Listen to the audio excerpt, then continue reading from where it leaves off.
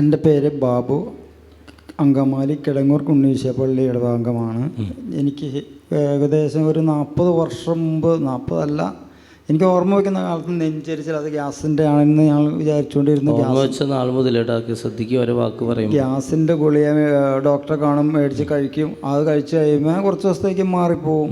പിന്നെ ഞാനതെൻ്റെ കൂടപ്പുറപ്പായിട്ട് തന്നെ ഇങ്ങനെ കൊണ്ടു നടന്നു. പിന്നെ ഞാൻ അച്ഛൻ്റെ യൂട്യൂബിൽ അത്ഭുത ജപമാല കാണാൻ തുടങ്ങിയപ്പോൾ ഒരു ദിവസം അച്ഛൻ വിളിച്ചു പറഞ്ഞു, ബാബുവിൻ്റെ നെഞ്ചരിച്ചിൽ ഈശോ തൊട്ട് സുഖപ്പെടുത്തുന്നു എന്ന് പറഞ്ഞു. അപ്പോൾ എൻ്റെ വൈഫ് അടുത്തുണ്ടായിരുന്നു. ഇത് ചേട്ടൻ തന്നെയാണ് എന്ന് വിശ്വസിക്കുക, അത് പൂർണ്ണമായി മാറി കിട്ടുമെന്ന് പറഞ്ഞു. അപ്പോൾ ഞാൻ തന്നെയാണെന്ന് അത് വിശ്വസിച്ചു. പിന്നെ കുറച്ച് ദിവസങ്ങൾ കൊണ്ട് ഞാൻ എല്ലാ സാധനങ്ങളും കഴിച്ചു തുടങ്ങി. അതായത് പുട്ടോ പഴമോ അല്ലെങ്കിൽ മറ്റേ കപ്പ ഇതൊന്നും ഞാൻ കഴിക്കാറുണ്ടായിരുന്നില്ല. ഇതെല്ലാം കഴിക്കുമായിരുന്നു. ഇപ്പോൾ കിട്ടിയിട്ട് ഏകദേശം ഒരു 6 മാസത്തോളം ആയി. ഇപ്പം ഇതുവരെ അത് വന്നിട്ട് ഇപ്പോൾ എനിക്ക് 56 വയസ്സായി. 56 വർഷമായിട്ടുള്ള രോഗമാണ് നെഞ്ചിരിച്ചിൽ. 56 വർഷമായിട്ട്, അതായത് ആളുടെ ഓർമ്മ വെച്ച് നാൾ മുതൽ ഈ രോഗമുണ്ട്. പിന്നെ അത് കൊണ്ടു നടക്കാൻ എങ്ങനെ കേട്ടോ.